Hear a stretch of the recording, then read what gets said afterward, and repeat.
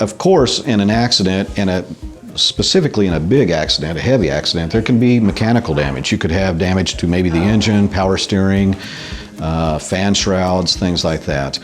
We do all of the body work. We put in radiators, condensers, and the outside stuff like that. We do suspension work. But if it's actually got into the engine or some of that stuff, we will sublet it out to the dealership, to the service department of whatever car brand it is. So if you have a Honda, we're going to take it over to Roper Honda. If you have a Kia, we're going to take it over to Roper Kia.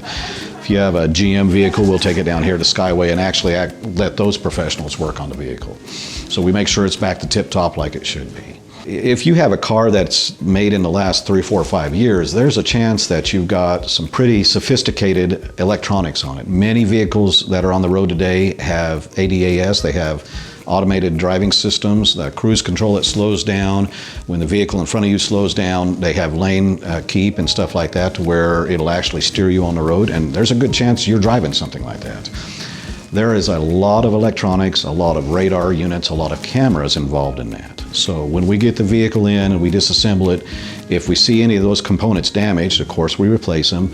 Then we take them to the dealership and have it calibrated so it's set just like it was before the accident. So if you have a radar unit in your grille that helps with that cruise control, when we get it all done, we're going to take it to the dealership and have them recalibrate it. That's necessary so the radar unit knows where it's at so it can protect you. In many accidents, a wheel gets hit or a tire, or maybe the unibody's been pushed over enough that the front end's out of straight. It's not straight anymore. When we're done with it, we take it to the service department and get your wheels aligned.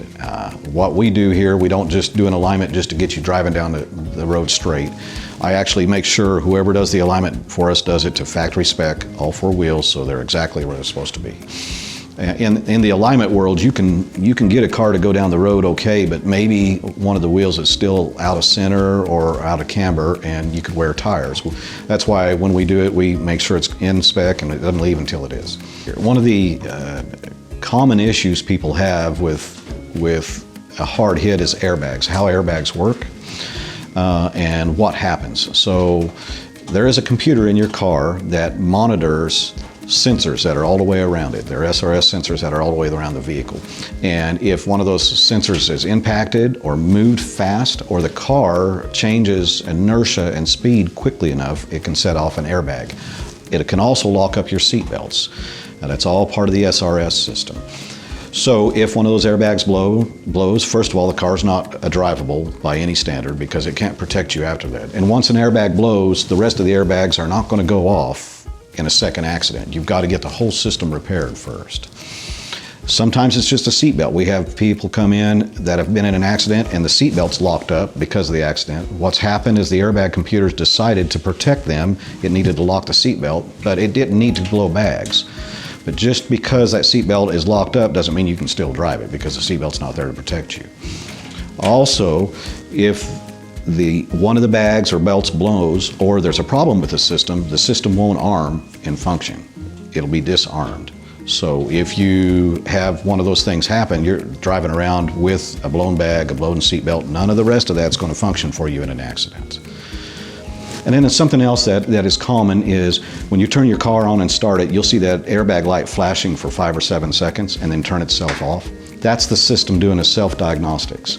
It runs a continuity test through all the circuits, all the wires, all the sensors, all the airbags. If they're all up and working like they're supposed to be, it'll turn that light off and you're armed and ready to go. But if it leaves the light on, chances are something's wrong, A, and B, chances are the system's not even going to work if you get in an accident. So if you get in a friend's car and that airbag light is staying on, think twice.